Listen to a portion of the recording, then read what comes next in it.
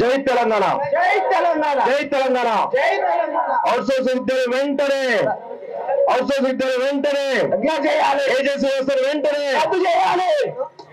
అయితే అందరికి కూడా తెలంగాణ సమాజం తరపున ఈరోజు ఇక్కడ ఈ రాష్ట్రంలో గత కొంతకాలంగా అనేక రకాలైనటువంటి సమస్యలు ఈరోజు పరిపాలన లోపం వల్ల రేవంత్ రెడ్డి గారికి కనీసమైనటువంటి పరిపాలన అవగాహన లేకపోవడం వల్ల అనేకమైనటువంటి సమస్యలతోటి ఈరోజు తెలంగాణ సమాజం అంతా కూడా విలవిల్లాడుతూ ఉంది. అందులో ఇక్కడ మనం చూస్తా ఉన్నాం, నేను ప్రత్యక్షంగా 2 సంవత్సరాల నుంచి ఈ సమస్య పైన అనేక సందర్భాల్లో అనేక వేదికల మీద మాట్లాడుతూ ఉన్నాను. 2 లక్షల సంబంధించినటువంటి అవుట్సోర్స్ ఉద్యోగం అని చెప్పేసి ఒక లెక్క మొదటి నుంచి కూడా ఉన్నది. కానీ రీసెంట్ గా ప్రభుత్వం ఏం చెప్పింది, ఎవరైతే అవుట్సోర్స్ ఉద్యోగులు కాంట్రాక్ట్ ఉద్యోగులు వాళ్ళందరినీ కూడా ఇంటిగ్రేటెడ్ ఫైనాన్షియల్ మేనేజ్మెంట్ సిస్టమ్ లో మీ వివరాలు నమోదు చేయమని చెప్పేసి అడిగితే దానిలో 5 లక్షలకు పైగా ఉద్యోగాలు ఈ అవుట్సోర్సింగ్ సంబంధించిన ఉద్యోగాలు అని చెప్పేసి లెక్క తేలింది. దానిలో భాగంగా విచిత్ర విషయం ఏంటంటే కొన్ని డిపార్ట్మెంట్లలో కొంతమంది ఉన్నతాధికారులు కొంతమంది పొలిటీషియన్స్ కలిసి అసలు ఎవరైతే జాబ్ చేస్తారో వాళ్ళ వివరాలు కూడా నమోదు చేయడం పరిస్థితి కూడా కొన్ని వేల మంది ఉన్నారు. అంటే కేసీఆర్ కాలం నుంచి రేవంత్ రెడ్డి వరకు కూడా కొన్ని వేల కోట్ల కుంభకోణం ఈ అవుట్సోర్సింగ్ ఏజెన్సీల ద్వారా ప్రజల సొమ్ము వృధా అయింది అనేది చాలా స్పష్టంగా మనకైతే అర్థమవుతా ఉంది.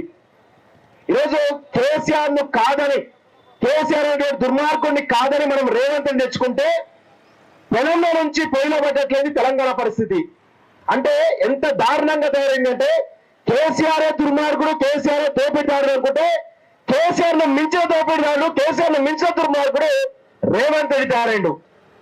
ఎంత దుర్మార్గం అంటే అమానవీయంగా కనీసం మానవత్వం లేకుండా ఈరోజు రేవంత్ రెడ్డి యొక్క పాలన కొనసాగుతా ఉంది.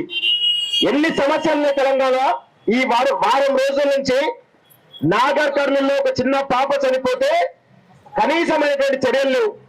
అదేవిధంగా ఇక్కడ మధు పార్క్ అనేటువంటి ఒక అపార్ట్మెంట్ లో కూల్చేసి అక్కడ గాంధీ విగ్రహం 5,000 కోట్లతో కడతా అని చెప్పేసి దాదాపు 500 ఫ్యామిలీలు కాకుండా చుట్టుపక్కల 10 ఎకరాలకు సంబంధించిన భూములను కూడా తీసుకుందామంటే ఒక ప్లాన్ లో ఉన్నాడు.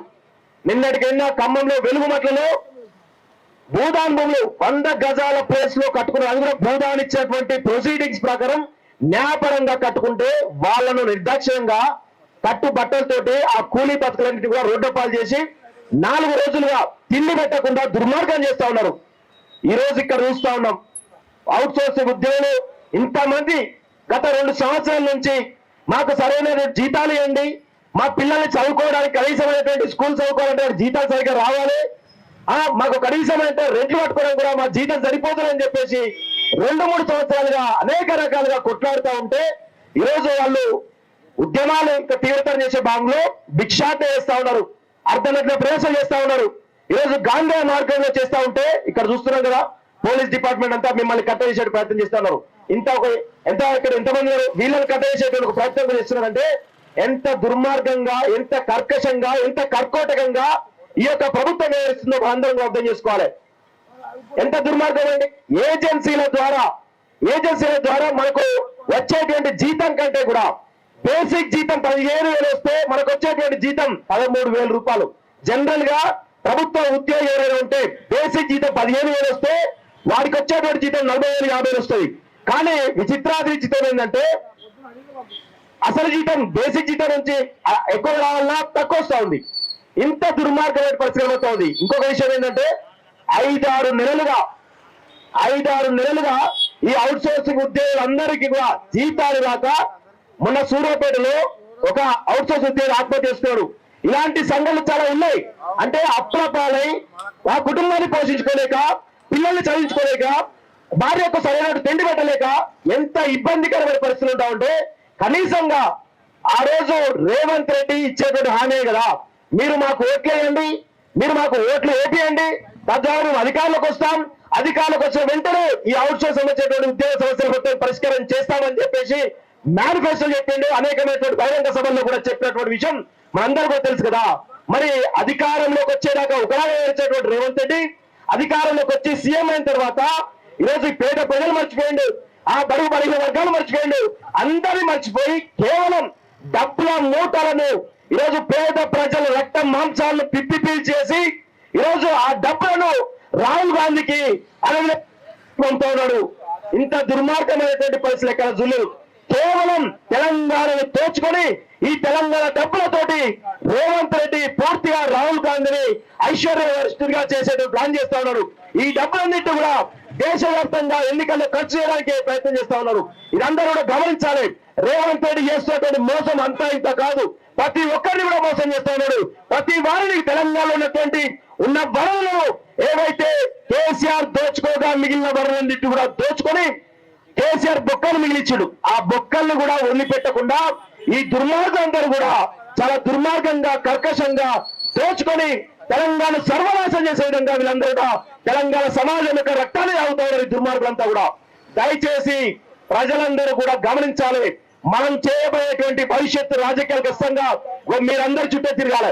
మీ సమస్యలు ఎవరైతే పరిష్కారం చేస్తారో వాళ్ళకే ఓకేసే విధంగా మీ యొక్క ప్రయత్నాలు ఉన్నాయి తప్ప ఎవరో వచ్చిండో ఏదో హామీ ఇచ్చేయని చెప్పేసి దయచేసి వాళ్ళ మాయలో పోవద్దని చెప్పేసి కూడా ఈరోజు ఈ సందర్భంగా తెలియజేస్తూ, రేవంత్ రెడ్డి గారు మీరు మీ యొక్క తీరును మార్చుకోవాలి.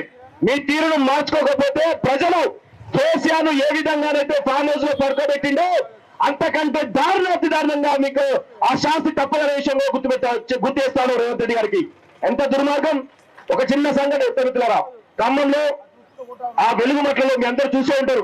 ఆ 100 గజాల ప్లేస్ లో ఆ పేదవాళ్ళు కూలి పని చేసుకునేటువంటి బతుకులు భూదాన్ బోర్డు ఇచ్చేటువంటి భూములకు సంబంధించి వాళ్ళ భూదానిచ్చిందని చెప్పేసి వాళ్ళు ఇల్లు కట్టుకుంటే, రేఖల షెడ్లు కట్టుకుంటే చుట్టుపక్కల మొత్తం కూడా పొంగులేటి శ్రీనివాసరెడ్డి 100 ఎకరాల భూములు ఉంటాయి, పువ్వారాజయ్య 100 ఎకరాల భూములు ఉంటాయి, తుమ్మల నాగేశ్వర 100 ఎకరాల భూములు ఉంటాయి. ఇక వీళ్ళ సామాజిక సంబంధించినటువంటి కమ్మ రెడ్డి రియల్ ఎస్టేట్ మార్కెట్ సంబంధించిన భూములు 100 ఎకరాలు ఉంటే ఆ మధ్యలో ఈ భూములు ఉంది 60 ఎకరాలు. ఈ 60 ఎకరాలు కాదు 30 ఎకరాలే భూదాన్ భూమి అని చెప్పారు. అయినప్పటికీ కూడా 30 ఎకరాలు ఉన్నటువంటి ఈ యొక్క చిన్న బీద వాళ్ళను, కడు బీద వాళ్ళను ఖాళీ చేపించి ఈ రోజు వాళ్ళ రోడ్ల బతుకులు ఉన్నాయి. ఆ యొక్క అంశాన్ని మేము కవర్ చేద్దామని పోతే నన్ను జర్నలిస్ట్ రఘు గారిని అరెస్ట్ చేయడం జరిగింది. అరెస్ట్ చేయడమే కాకుండా మా పైన 10 స్టేషన్లలో కేసులు పెడతా ఉన్నారు. ఇంత దుర్మార్గం ఎక్కడ చూడలే. కేసీఆర్ హయాంలో మా పైన ఎన్ని కేసులు పెట్టినప్పుడు కూడా మేము వెనకడు వేయలేదు. రేవంత్ రెడ్డి అంతకు మించి అంతకు 10 కేసులు పెట్టినా మేము వెనకడు వేసే ప్రసక్తే లేదు. తెలంగాణలో దుర్మార్గం వల్ల దుష్ట పాలన కొనసాగుతోంది. ఆ దుష్ట పాలన అంతపోయే వరకు కూడా మేము ఎక్కడ నిద్రపోము. రేవంత్ రెడ్డి ద్రౌపణ్యం మీ పక్షాన ఉండి కొట్లాడతాం, ఎంతకైనా మేము తెగించి కొట్లాడతామని చెప్పేసి మరొకసారి మీ అందరూ కూడా హామీ ఇస్తూ ఈ అవకాశం ఇచ్చే మీ అందరూ కూడా ధన్యవాదాలు తెలుసు. జై తెలంగాణ. ఏజెన్సీ వ్యవస్థను వెంటనే అవుట్సోర్స్ కార్పొరేషన్ వెంటనే